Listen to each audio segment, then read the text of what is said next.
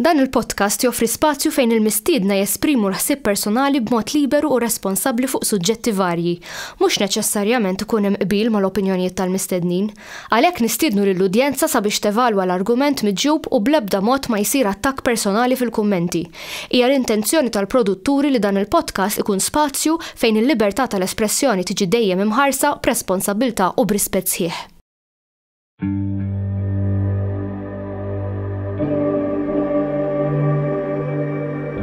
Perhaps we need some outside universal threat to make us recognize this common bound.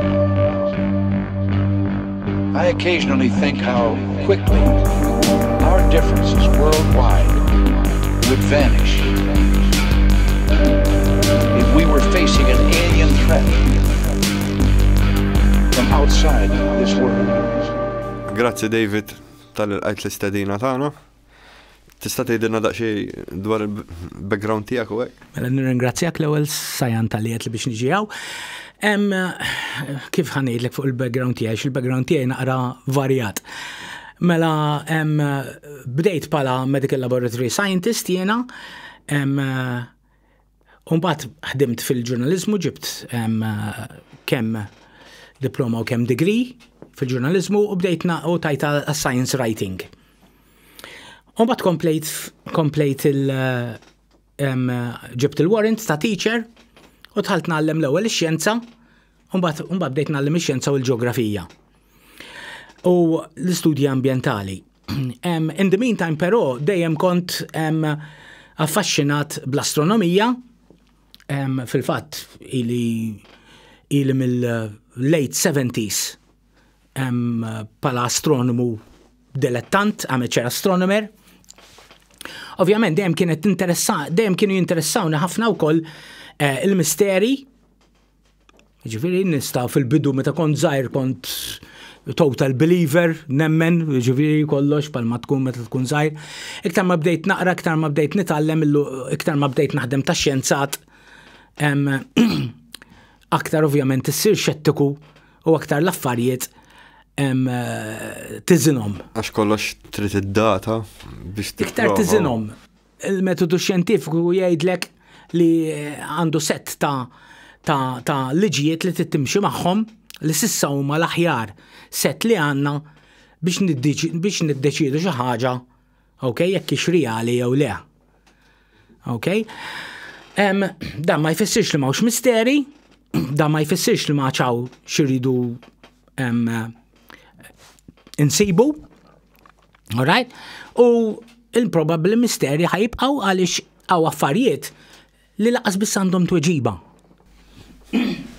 Inti kont parti minn ta' Daedalus Foundation. Aħna fil-bidu kont membru ta' ħafna għaqdiet, kont membru Students Astronomical Circle, kont membru tal-Science Fiction Association, jina nħobb ħafna l-fantaxxjenza, u Daedalus Foundation, Science Fiction Association kienet taqa' taħt id-Daedalus Foundation li kienet foundation ta' talim primarjament. Taħta wkoll kien jaqa' l-Copernicus Club li kien klab tal-astronomija li kont għamilt jiena meta kont nagħllem Savio College, ġifieri. U hemmhekk ukoll pereżempju anki Savio College għamilt esperiment verament faċli pereżempju fuq l-UFOs biex nuri kemm hu faċli qed nitkellmu aħna fil-early 1990s, biex naraw kemm hu faċli pereżempju li tagħmel hoaxing tal-UFOs. U l-studenti kont qedtilhom ara nagħmlu competition tal-hoaxing tal-UFOs min jagħmel l-aħjar waħda, ovvjament imbagħad intih premju. U kienu għadu għandi anki d-dara ta' għandi xi ftit ritratti ta' daw il-hoaxes li kienu għamlu tfal tinsiex dak iż-żmien la kienu jeżistu digital cameras la kienu jeżistu xejn, bil-Kodak kienu. Bil-Kodak kienu jagħmlu. Bil-Kodak u. All right? U kienu għamlu tnejn tajbin. Ġifieri aħseb wara llum. Illum sfortunatament jekk filmat vera jkun tajjeb kważi tgħid li huwa hoax. Jekk hu tajjeb ħafna. Għaliex diffiċli ħafna tiddeċiedi jekk huwiex dal-aħħar ta' faw wieħed ostja konvinċenti. Hoax jew le. Ta' modella ġibditu modella minn fuq aeroplan. Ma nafx jekk rajtu. Rajtu. Dak jidher konvinċenti, jistja. Jider mux ħażin naf li. Min għalija jisu ballun kien? Le, jisu. Le, jisu pillola. Le, dak li mxie jekk, triangle, dish jisu. Dish, jien rajt wieħed jisu pillola. Pillola. Skużawni. Ma rajtux. Rajt wieħed jisu pillola. Mill-ajruplanu kol. Palissa splodew. Ifimni, la għandek ħafna nis li għandhom il-digital il-mobiles, ħafna minnhom għandhom kameras tajbin ħafna, iġviri, ħajżdiedu, it stands to reason la ħajżdiedu. L-Amerikani stess ukoll issa mettew, all right, li huma stess qed jaraw daw il-UAPs, minn hemmhekk stess iktar żdiedu in-nies on the lookout għalihom. Ma xorta ma jafux x'inhuma. Ma jafux jekkux alien jew jien naf. Ħanejdlek il-problema tal-alieni hija din. Waħda l-ewwel nies jiena impoġġiha very low probability minħabba ir-raġuni li forsi ftit iswa. Llum il-ġurnata aħna llum fuq id-dinja għandna strumenti u anke madwar id-dinja pal James Webb per eżempju, Space Telescope. Imma anke telescopes fuq wiċċ id-dinja, llum għandna telescopes li tant huma qawwijin li kapaċi jaraw it-technosignatures madwar pjaneti, madwar stilla l-oħra. Xi fisser da? Per eżempju, ngħidu aħna hemm stilla u fuq pjaneta tagħha hemm ċiviltà li hija 1000 sen iktar avvanzata minn tagħna. All right? Li din ħarġet il-barra mill-dinja tagħha, qiegħda tikkolonizza il-pjaneti fil-qrib, qiegħda tibni strutturi kbar. All right? Dawk il-strutturi jibdew jibblokkaw ix-xemx. Ix-xemx. Aħna l-qreb stilel kapaċi naraw il-blocking. Iva. Illum kapaċi naraw il-blocking effect. All right? Iġri jekk hemm pereżempju swarm ta' habitats madwar stilla mibnijin, l-ewwel nies dawna ħajassorbu is-sħana u jirradiatjaw fl-infrared. Allura aħna ħanaraw qatta tikek jitfaw is-sħana. U bit-teleskops il-kbar li għandna din hija nistgħu narawha. Immaġina aljeni 10,000 sen iktar avanzati, 100,000 sen iktar avanzati, għax tittifhem li jekk jeżistu l-aljeni, da ħajkun hemm spektrum sħiħ minn aljeni li għadhom fi żmien kif kien Stone Age il-bniedem. Sa aljeni li tant huma avvanzati li qishom allat.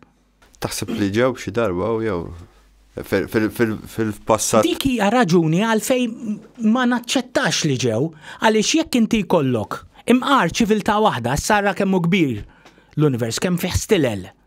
Jekk ikollok ċiviltà li tagħmel spaceships b'artificial intelligence li kapaċi jibnu l-xulxin u tibgħathom jesploraw, u pereżempju kif tasal fejn il-pjaneta, tuża l-materjal tal-pjaneta biex tibni oħra bħala u terġa' tibgħatha. Within 2 million years tkun esplorat kull stilla li hawn fil-galaxy. Assja, wow, stiller. 400 miljun. 400 biljun stilla. Within 2 million years, għax progression. Da ma naraw xej evidenza tew, fil-fatt jisejħula The Great Silence, ġejja minn Enrico Fermi, il-Fermi Paradox. Il-Fermi Paradox hija interessanti ħafna, kien hemm Enrico Fermi, kien xjenzat Taljan, kienet jaħdem fuq l-atomic bomb, u kienet jiddiskutu mal-ħafna xjenzati li kien hemm miegħu jaħdmu, Oppenheimer u l-oħrajn fuq l-atomic bomb, jekk jeżistux jiena aljeni jew intelligenti fuq pjaneti oħra. U saqsihom mistoqsija veru sempliċi.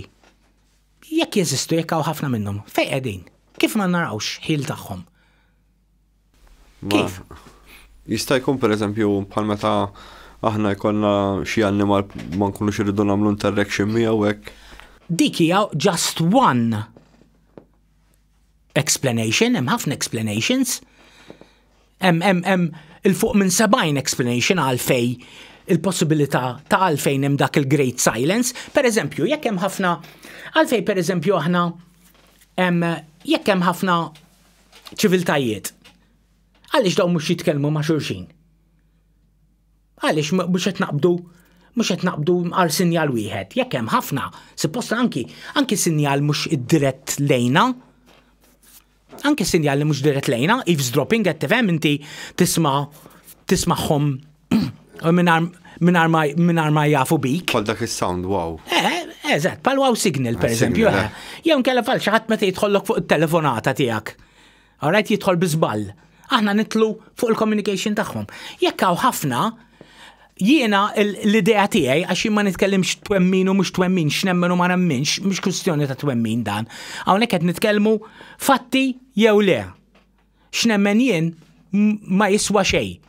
U b'rispett kollu, tax jemmen għax jien nemmen li dawk ġejjin mill-baħar, għax jien nemmen li dawk ġejjin minn emmen li trid. You have no way to prove it. M'hemmx spjegazzjoni. Allura your belief is subjective only to you. Għalik biss. Okay, il-biċċa hija din, okay? Li minħabba li m'hawnx din l-attività, jien wasalt għal konklużjoni li jekk hawn vera ftit. U l-possibilità li hija din li tant qegħdin il-bot minn xulxin, il-ftit li hawn, alright? Li u li tant qegħdin il-bot li qegħdin li ma jistgħux jikkomunikaw. Immaġina, imqar niskopru ċiviltà li qiegħda 500 fuq pjaneta 500 sena dawl il-bot, 500 light years. Ħajdumu biex jiġu. Mhux jiġu biss, signal, ibgħat sinjal. Jieħu 500 sena. Tilħaq tispiċċa dik l-istella sakemm tiġi. Jieħu 500 sena biex jasal.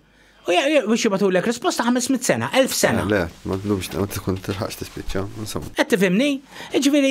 Iġifieri jekk huma jinsabu fuq in-naħa l-oħra tal-galassija, kif qatt ħankun nista' jien nikkomunika magħhom? Jistgħu pereżempju jibgħatu jien naf bħal probes żgħar. Jista' jibgħatu probes imma tinsiex. Qed naraw il-frak, fim? Tinsiex imma li l-univers għandu ċerta limits. Alright? U nistgħu noqogħdu ngħidu fuq faster than light u fuq wormholes u mbarazzu hekk. L-univers għandu mibni fuq ċertu limits. Dana jisu għandek kamra, alright? U f'dil-kamra, dil-kamra ma tistax tmur barra, għax hija mibnija kollha. Jew fiha din ma tistax tista' biss tiġri f'ċertu veloċità. L-univers l-ikbar veloċità li tista' tiġri biha hija tad-dawl. Jien xorta mhux qed ngħid li ma jistax ikun hawn metodi kif forsi metodi oħrajn minn ċiviltajiet veru avvanzati li din jelbuha. Bħalma jgħid Bob Lazar folding time. Imma Bob Lazar tinsiex, Bob Lazar hemm ħafna inkonklusiv. Per eżempju, Bob Lazar l-element li semma, element 119. Kien ilu fuq il-perjodu, ġas ma kienu skopertu. Sabuħ għamluħ u artifiċjali. Ma juri lebda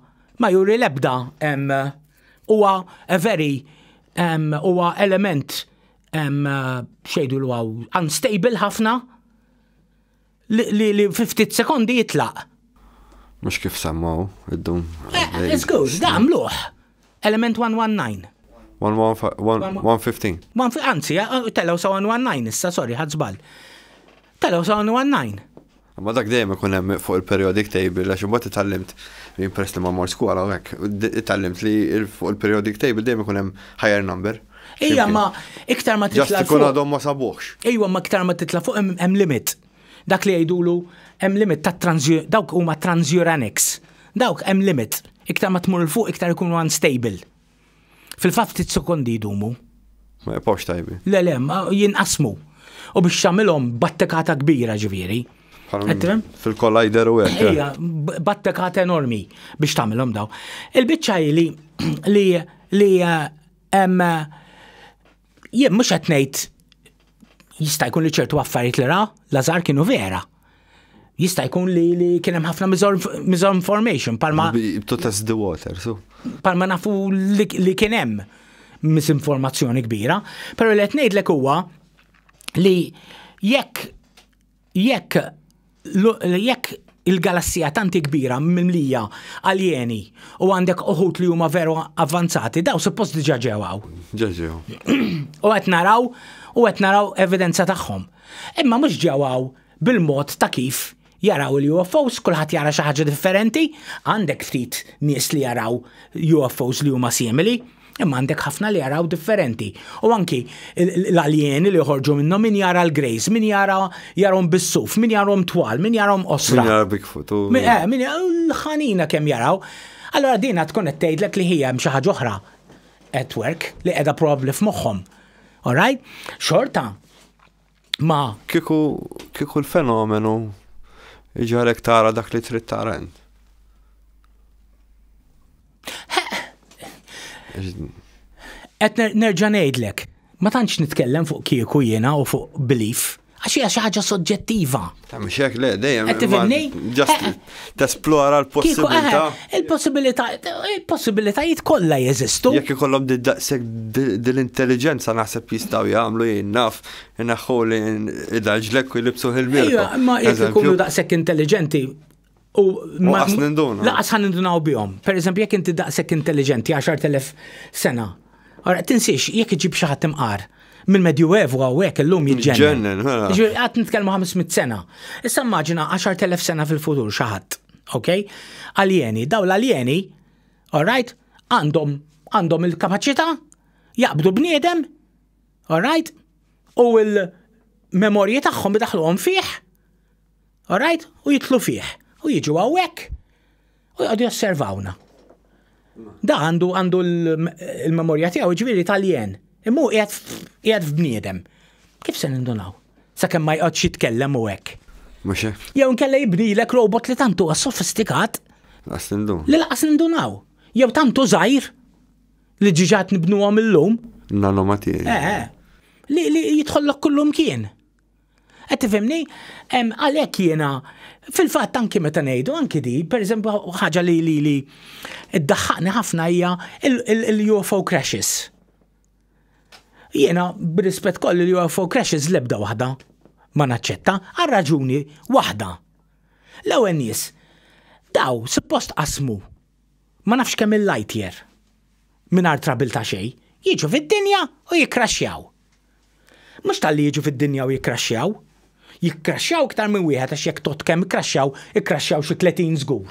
Iġifieri daw jew iktar, iġifieri daw kollha karretti mill-lieder li qed jiġu hawn.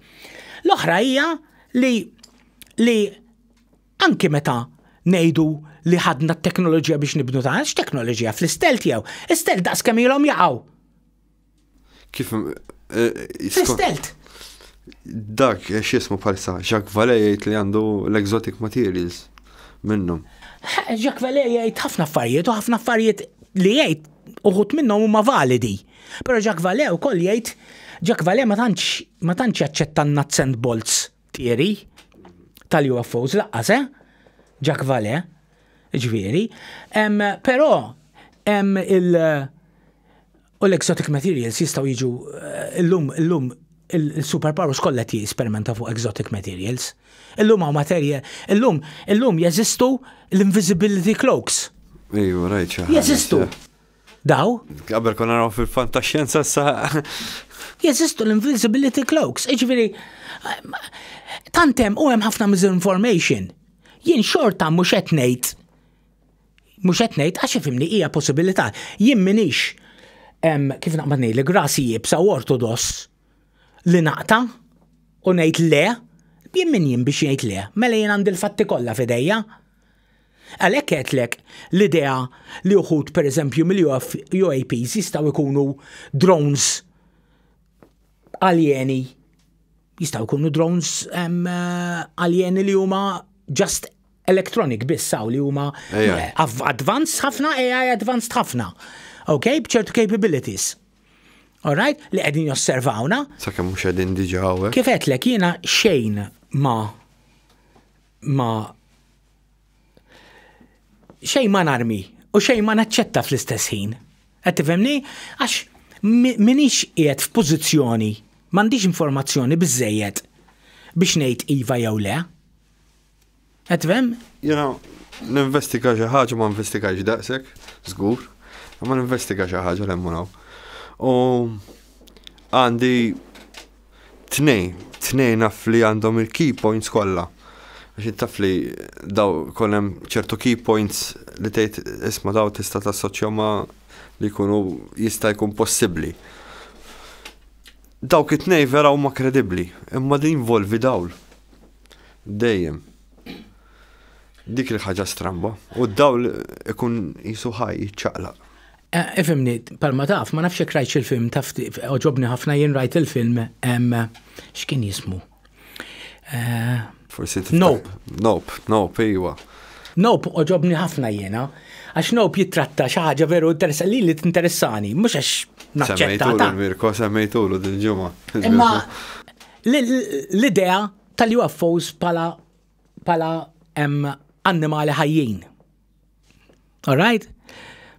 L-idea ta' UFOs pala annimali ħajjin. All right? Li hija idea oħra. Okay? X'ismuh? Tibdel il-forum? Għandek pala mimikrija ħafna annimali jibdlu l-forma. All right? Iġifieri hemm ħafna UFOs minn taħt l-ilma, hemm ħafna minn taħt il-baħar, hemm ħafna hemm evidenza, imma il-biċċaj dawn id-dwal u dik il-mistoqsija tagħna x'inhuma? X'inhuma? Dawn id-dwal x'inhuma? Issa jiena nappartjeni għall-idea li jekk 95% minnhom huma hallucinations jew forsi żbalju hekk, all right. Però xorta jifdal 5%, okay? Li huma spjegabbli. Huma inspjegabbli. Palma illum il-ġurnata anki in-Navy Amerikana ammettiet. Fil-fatt, hemm l-idea li fl-aħħar wara li bejn 1980s u l-2020 għamlu dawk is-sightings kollha ta' UAPs permezz ta' aircraft carriers, illum il-ġurnata nistgħu ngħidu li kważi l-idea ta' UFO fil-forma ta' UAP, għax huma ma jridux isejħula UFO, all right, marret mainstream. Illum. Kuħadd jaf biha. Taħseb li daqshekk daw definitely għalihom li. Le, huma qed jgħidu li hemm xi ħaġa. Imma anki huma. Fis-sens li hemm xi ħaġa, ma jafux x'inhi. Ma jafux anki huma stess imħawdin daw, ma jafux x'inhi. Tinsiex li hawnhekk għandek problemi wkoll ta' national security, ta' sikurtà nazzjonali. Meta inti jkollok, all right, qawwa navali bħal dik, u xi ħadd qed jidħollok u bil-Malti qed joqgħod jitmejjel bik. Dik serja ħafna. Mhux hekk? Dik hija serja ħafna.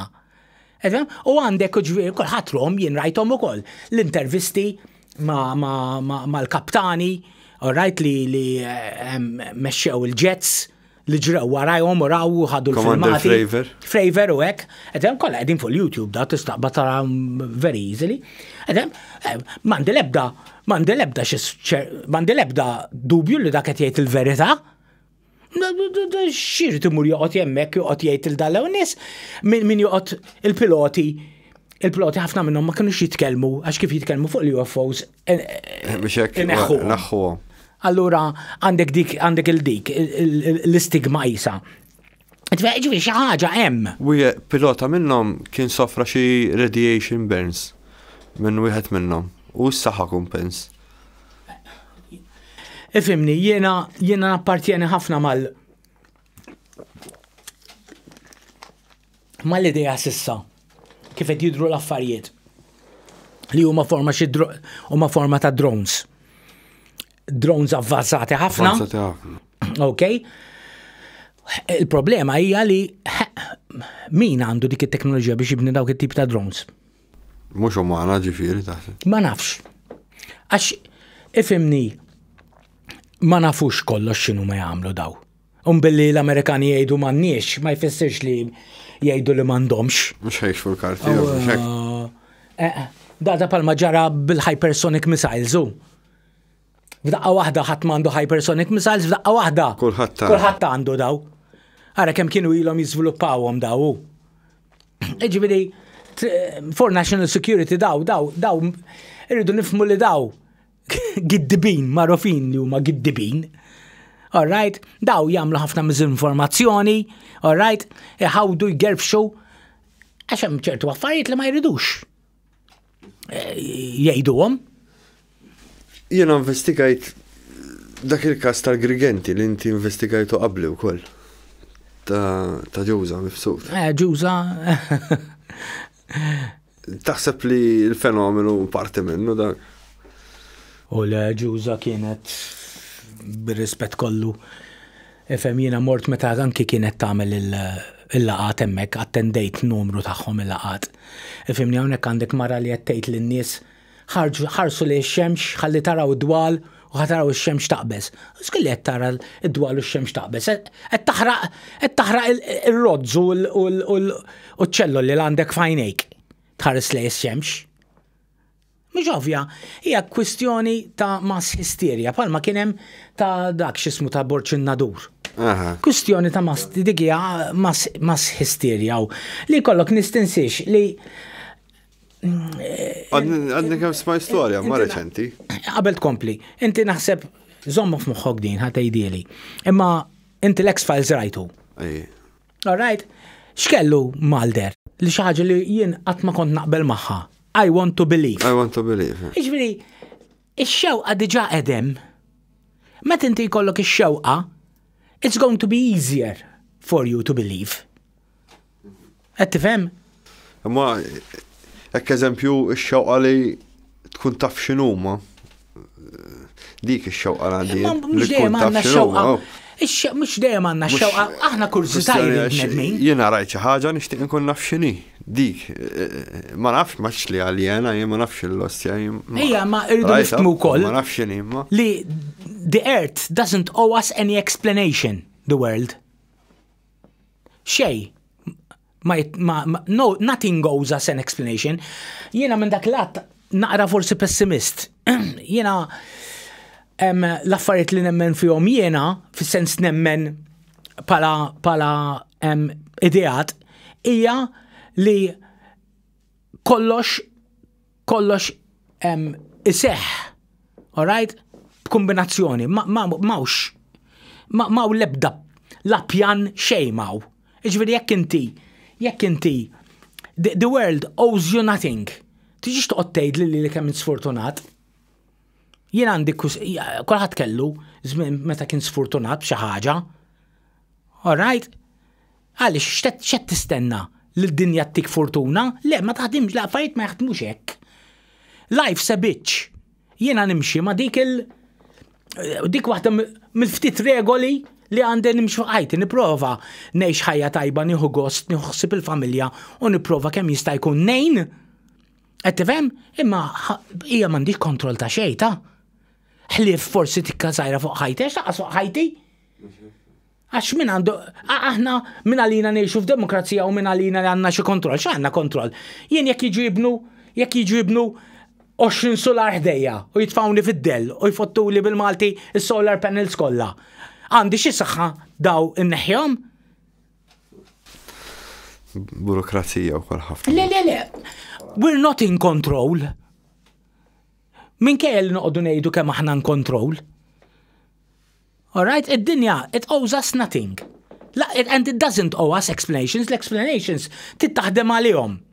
Hawnhekk fejn jidħol ix-xjenza. U għalfejn jiena nemmen fix-xjenza, nemmen għax taħdem.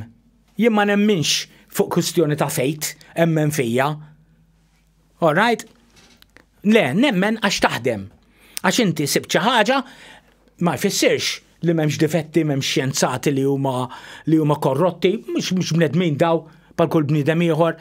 Imma jekk inti skoprejt xi ħaġa, dik l-iskoperta irrid jarah xjenzat ieħor u xjenzat ieħor irid jiċċekkja li inti bil-Malti ma fottejtx.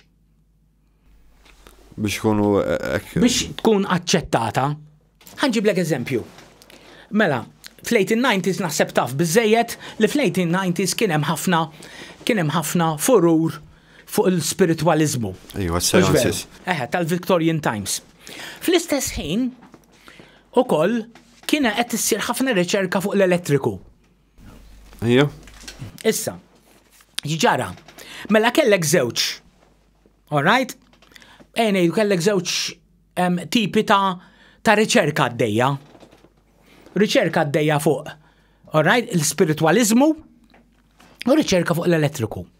Fuq l-elettriku kellek il-Volta, kellek il-James Clerk Maxwell, Tesla. il-Faraday, Tesla, all right, Edison, ok?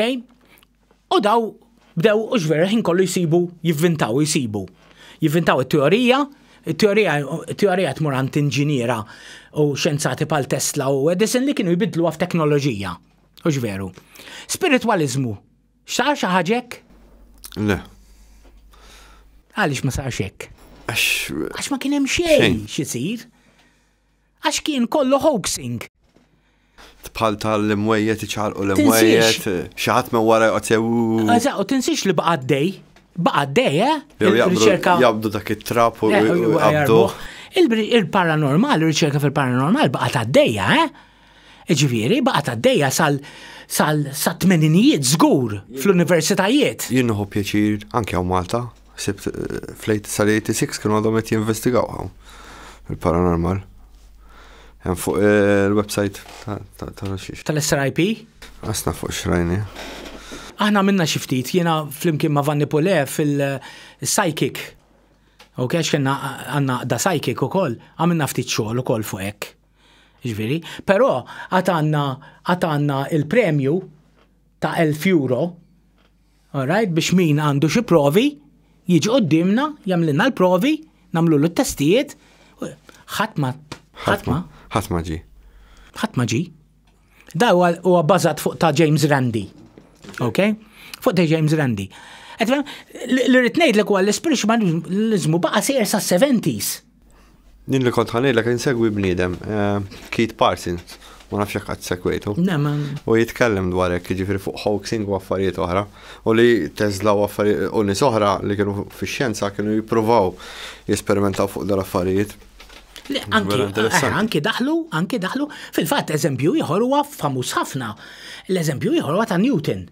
Newton kien astrologu kbir.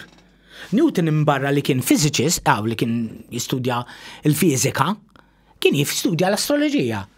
Fil-fizika nafu li għamel il-law of optics, all right, il-prinċipja, il-laws of motion, nara s-sab.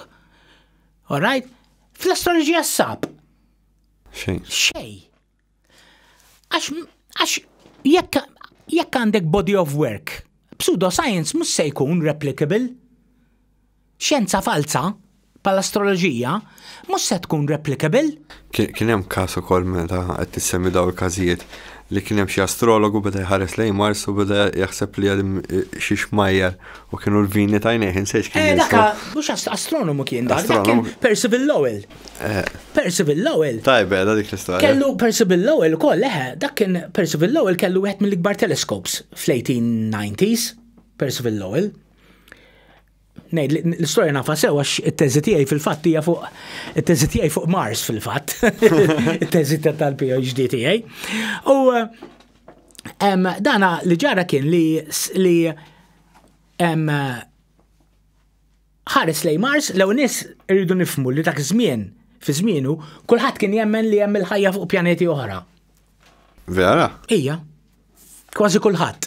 Għax ma kellhomx instruments b'saħħithom biżejjed biex juri minn xi xumma mumlin l-atmosferu u l-affarijiet tal-pjaneti. Kienu jmorru kontra l-Knisja, ma għaxara kemm darba jrid jissallab Kristu. Ejwa, ma ifimni ħares, imma il-xismu għaw fl-1890s l-influenza tal-Knisja bdiet tonqos ħafna. Ejja. U l-inkle bdiet mill-Renaissance. Sebtu issa da hekk kif naqbadni. Fix-xjenza bdiet tonqos. L-Amerika u hekk, ġifieri, fl-1890s bdiet tonqosu. Bdiet tonqos fir-Renaissance wara Copernicus u hekk. Imma mbagħad iktar ma bdew isibu, iktar bdiet tonqos il-xismu tal-Knisja. Qed fhem għax beda jiġi disproved hu. Allora bdew jgħidu kif jista' jkun. Il-Bibja mhux suppost li hija il-provi ta' kollox, allora kif il-bibja tgħidlek, koxjenza tgħidlek, u għatmer il-bibja. Mbagħad kellek in-nies li kienu mbagħad kellek in-nies li kellhom moħħhom miftuħ biżejjed li jgħidu isma' din imbarazz. All right, ix-xjenza taħdem. Okay, fil-fatt hekk ġara. Interessanti. Hekk ġara, dak huwa ifhimni dik argument kompletament ieħor dak tal-kwistjoni ta' kif żviluppat ix-xjenza, all right, u kien hemm decline enormi fir-reliġjon li għadha ġejja issa, għadha għaddejja issa, għax il-ħin kollu insibu affarijiet. Għetvem, mbarra li l-lum il-ġurnata kulħadd huwa outspoken u l-affarijiet banali tal-Bibja kulħadd jafhom med inti l-affarijiet li ma jagħmlu sens, hemm ħafna affarijiet ma jagħmlu sens. Ovvjament fil-Knisja huma jgħidulek huma jaqrawlek mill-passaġġi ta' Kristu li ħafna minnhom huma passaġġi sbieħ. Imma l-affarijiet li huma orrendi qatt ma jaqrawhom, l-affarijiet li huma bla sens qatt ma jaqrawhom. Pereżempju li inti jekk jien naf jekk inti tikol il-shrimps. All right? Okay, joqtluk. All right? Per eżempju, jekk affarijiet jekk inti taħdem fuq is-sabat ħaġruk. L-affarijiet laqas jgħidulek anke l-kmandamenti, għalfejn għamilt lek kmandamenti fuq u Alla u m'għamilx komandament kontra l-iskjavitu. Għax dak iż-żmien l-iskjavitu kien aċċettat. Kien aċċettat. Għadem ħafna, Alla ħares nitlu diskutu l-Knisja, il-reliġjon, laqas nifqu. Jekk tanalizza l-kmandamenti tara li xi ħamsa minnhom huma bażikament useless. Anke waħda ħobb l-omma komissierek. U jekk l-omma komissierek ma tafhomx, jew l-omma komissierek joboduk. Għandek tħobbhom? Hemm ħafna. Tista' tagħmel kmandamenti aħjar. Mxek. All right, għalek semmejt tal-iskjavitu, għax dak iż-żmien kien. Għedemni, ġiviri, xismu għaw, diskussjoni enormi xinstaw namlu fuq għadin, ġiviri. Ma fuq pjaneti oħra ġiviri kienu jaħsbu li jem. Le, fuq pjaneti oħra kienu kolla jaħsbu li huma tantu hekk li anki provaw, fuq Mars żgur kienu jaħsbu, għax fuq Mars anki provaw jibatu signals. Per eżempju, jamlu klim fil-ramel u jimlaħ bil-petrolju qabduħ. La. Unbat li ġara, għax bizna minn l-ewel, li ġara l-ewel kellu kien teleskop kbir ħafna ta' kizmin, kien wieħed mill-ikbar. U bedejt let jara daw il-Canals of Mars. Issa din fija naqra tal-Canals of Mars hija naqra misinterpretation għaliex kien hemm Schiaparelli li kien astronomu Taljan li qal li ura channels fuq Mars. Issa channel is not a canal, channel is naturally made, while a canal is artificially made. Meta ġiet translated mit-Taljan għall-Ingliż, channel ġiet tradotta pala kanal. Da bada xismu għawem l-ewwel li kien bisħiħ jemmen li hemm Martian civilization. U għaliwa dawk il-kanali qed jibnu Mars biex iġibu għax tinsiex huma kienu jaraw biżejjed li l-Mars jaraw li kellha l-polar ice caps. Issa? Mela. Allura u qal li bnew il-kanali biex mill-polar ice caps, all right, iġibu l-ilma għal ġol equator. All right? Għax dak iż-żmien kien hemm teorija tal-formazzjoni tal-pjaneti li kienet tgħid li iktar ma toħroġ il-barra mix-xemx, iktar il-pjaneti hija qadima. Allura Mars kienu jaħsbu li Mars għandha ċiviltà eqdem minn tad-dinja. Qed tifhem? Allura kellhom teknoloġija biżżejjed biex iġibu l-ilma għal fuq l-ekwatur. Imbagħad ovvjament da ħareġ tliet kotba. Mars is the abode of life, Mars and the Earth, ħarġ klek kodba. U li ġara kien, però, li kien hemm xjenzati vera pal Antoniadi, all right, li meta ħarsu b'teleskop żbar oħra, għalwa m'hemm xejn ta' indaw. M'hemm xejn daw ta'. Issa, ħarġet it-teorija li probabbilment li kienet jara probabbilment set ta' craters, all right, li mill-bot jidru bħala linji li jgħidu la peredolja li meta inti tara affarijiet fil-bot u għandek tendenza li taqqadhom fl-imkien. Jew bħal meta tipprova ssiblu ċuħ fl-affarijiet. Eżatt, peredolja, Qed tifhem? Probabbli dak li kien dak li ġa. Ifhimni xorta ma jfissirx li ma jistax ikun hemm xi forma ta' ħajja fuq Mars. Ġifieri, avolja qed jidher ħafna li fuq is-surface probabbilment żgur m'hemmx għas-sempliċi raġuni li s-surface ta' Mars immappjajnieh iktar mill-immappjajna. Qiegħ tal-baħar. Qiegħ tal-baħar. Huwa mmappjat sa 30 centimeters. Speċjalment bil-Mars Reconnaissance li meta ntbagħtet kienet l-iktar satellita li kellha għajnejn li kellha kameras b'saħħithom. Xtaqt insaqsik ħaġa fuq Phobos. Taħseb li dak l-accident li kien hemm fl-1889? 1989. Taħseb li kien UFO dak li. Interessanti għax din dak kien tal-Phobos Grant Mission. Kienu batut nej. Ejja, tal-Phobos Grant Mission. Però ismani wkoll, ir-Russi għandhom a very very bad record fuq Mars. Ir-Russi għandhom very very bad record fuq Mars. All right? Fil-fatt tilfu xi 90% tal-space probes li batu hemm u anke li landjaw. Iktar minn 2 minuti ma għamlux. Ġifieri ifhimni. Ma jiena totalment nara pala meta tqis issa terġa' li daw l-aħħar 40 sena speċjalment wara li ddissolvjat is-Soviet Union, all right? Ir-Russja kollha bażikament qiegħda timxi bil-qamel. All right? Ġifieri kamra tal-qamel kellhom. Mhux kamera tal-qamel, kamera l-inqas ħaġa forsi li tagħmilha tal-qamel, imma pereżempju dejjem kellhom problemi kbar biex iżommu kuntatt. Ejwa, vera. Mal-space probe. Għalhekk kien telefit-tieni wieħed ħabbar kuntatt. Fil-fatt, iċ-Ċiniżi fil-fatt għamlu bravura kbira meta rnexxielhom. L-ewwel darba għamluha laqas l-Amerikani m'għamluha. L-ewwel darba batu fuq Mars u landjaw il-karru fuq Mars. Assja. One shot u suċċess. Dik kienet verament bravura, Issa l-Amerikani ilhom jagħmluha. Ġifieri, imma l-Amerikani fil-bidu kienu tilfu xi tnejn ukoll. Niftakar. Ġifieri.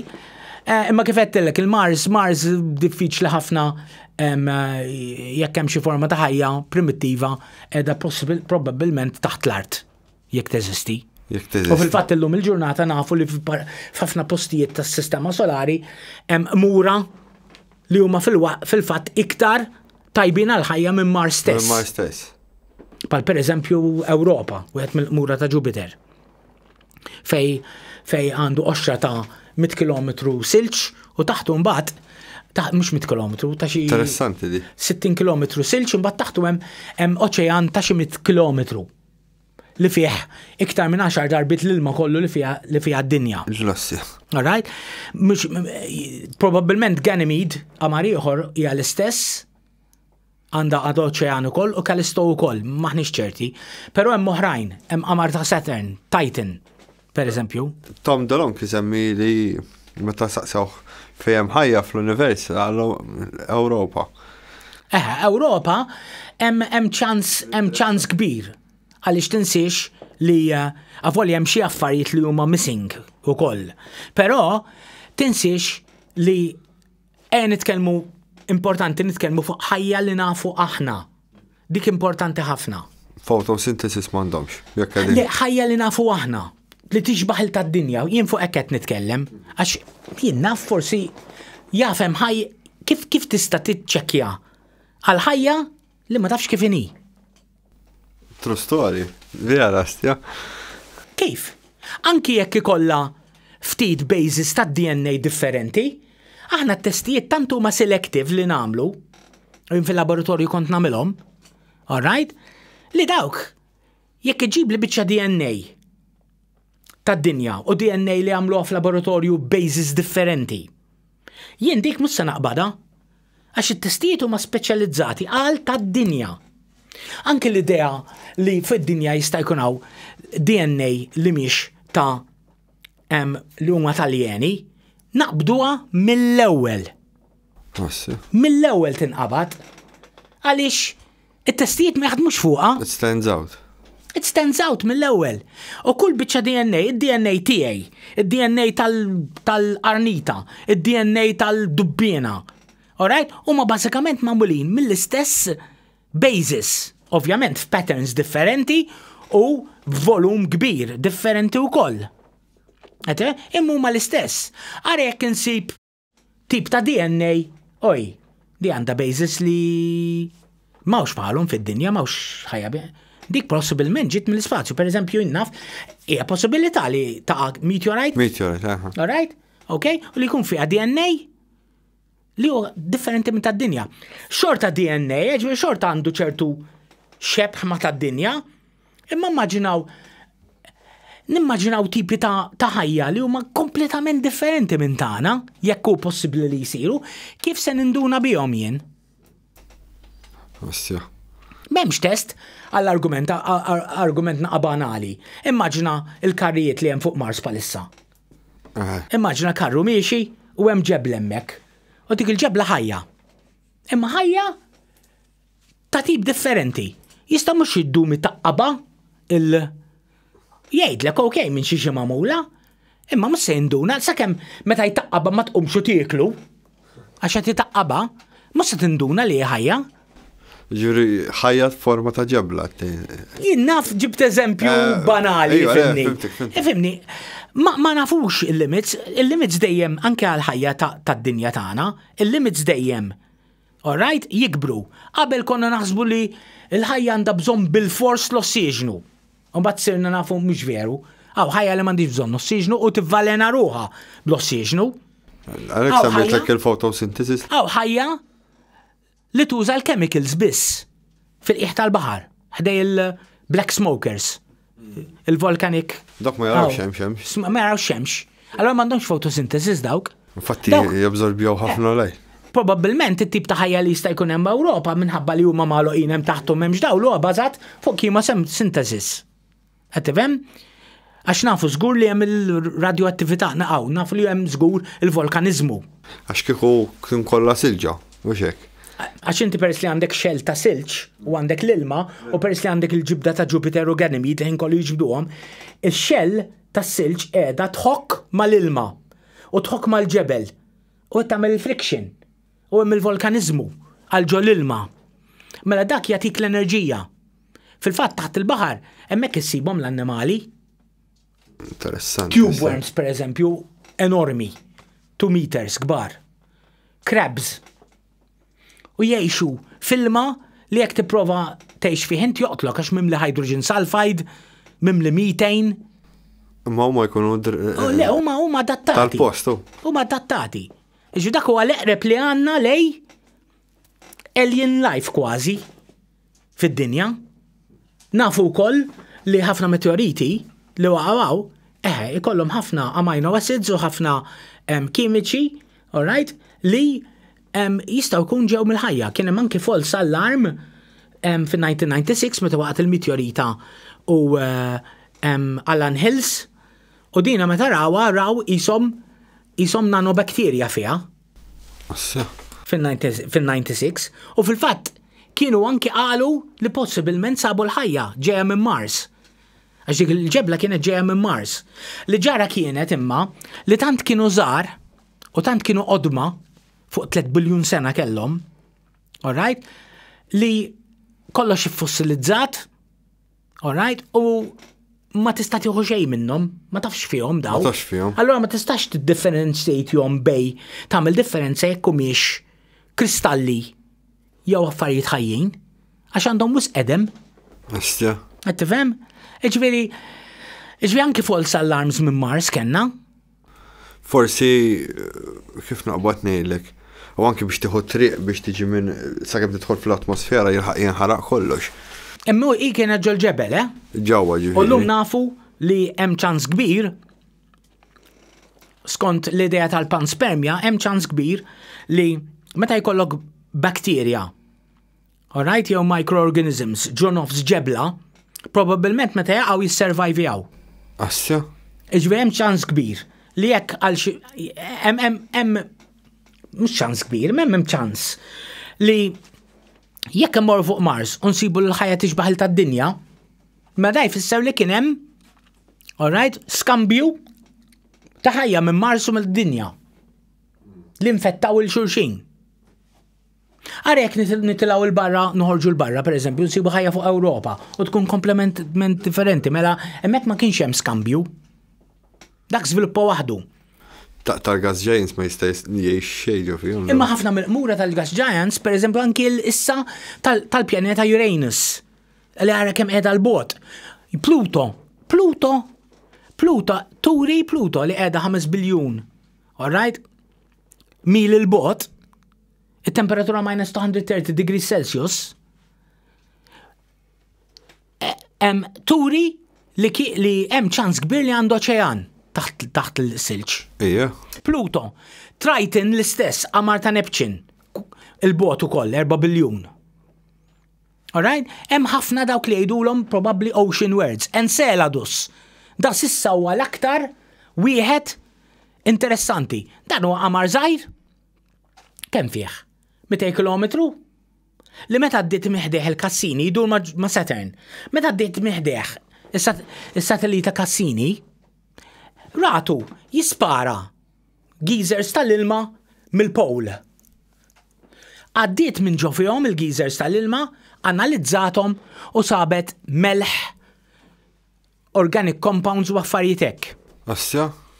U l-biċċa hi kif jista' jkun li oġġett żgħir magħmul mis-silċek qed jitfa' l-ilma sħun, likwidu.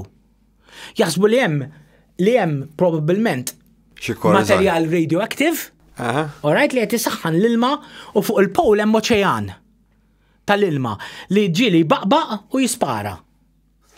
U l-vantaġġ ta' Enceladus huwa li tant huwa żgħir li l-gravità tiegħu hija vera baxxa, allura inti tista' tibgħat spacecraft hemm, alright, biex tieħu kampjuni mill-likwidu li m'għandix atmosfera tantu żgħir, mill-likwidu u l-gass li qed titfa'. U tanalizzah. Jew anke ġibu lura lejn id-dinja diffiċli għax vjaġġ l-hemmhekk jieħu xi 7 snin daqskemm qiegħed il-bot. Però dawn huma kollha jiena ma nafx kemm ngħix biex narhom, imma minnu żgħar minni probabbli jgħix biex jarhom. Jiġifieri anke fis-sistema solari tagħna, alright, il-possibilità llum li jkun hemm ħajja, mhux qed nitkellem fuq xi ħajja, hemm differenza bejn ħajja intelligenti. Qed nitkellem fuq ħajja forma ta' mikrobi, jew forma ta' annimali primittivi. Qed tifhem? Tinsiex li l-aħħar ħaġa li ngħidu forsi qabel ma nagħlqu hija li tinsiex li sissa minn evidenza li għandna mit-triljuni ta' speċi ta' annimali li trabbew fuq id-dinja matul il-history tad-dinja tal-ħajja li hija bejn 3.5 u 4 billion years long. Razza waħda laħqet saret intelligenti, il-bniedem. U l-intelligenza mhijiex bil-fors xi ħaġa li tgħinek tisservajvja. Hu il-kukkodrilli, hu il-cockroach, alright, hu l-skorpjuni li ilhom l-skorpjuni ilhom 350 miljun sena. Alright? Il-cockroach simili u bil-kemm inbidlu. Alright? U mhumiex intelligenti u xorta ma tant huma adapted. B'saħħithom. Tant huma adapted li ma toqtolhom b'xejn. Waqgħu l-asteroids, borfaw il-vulkani huma baqgħu jgħixu. Fil-waqt li ma nafx kemm ir-razza tal-internati tal-bniedem kollha mietu. U fatal il-bniedem biss. U x-xadini jgħixu għax ngħinuhom aħna, għax qed neqirdu l-ambjent tagħhom. Għetifhem? U tfittex fil-ispazju, mbagħad ikollok l-isbaħ affarijiet hawnhekk. Ma tibżax għalihom. Dik hija problema oħra. U jista' jkun li kull ċiviltà intelligenti tasal f'punt fej tant ikoll overpopulation li kollha l-gwerer u taqret li l-nifisa. Bħalma ġralhom l-ostak. Għalhekk qatt ma jirnexxielhom joħorġu l-barra mid-dinja. Nirringrazzjak, David. Thank you lilek. Forsi nerġgħu nagħmlu wara bħal di. Thank you. Għandna ħafna iktar xi ngħidu. Fuq il-ktieb tiegħek ukoll dal-waqt. Forsi la joħroġ il-ktieb jien naf kemm baqalu, David. Fadallu ftit issa x'naħseb probabbilment għal fira tal-ktieb li ġej, ġifieri f'Novembru da jiġi. Fadallu nistitnik żgur. Ningrazzjak. Grazzi tal-li segwejtu l-podcast. Għamlu like, share u subscribe għax tgħinuna ħafna.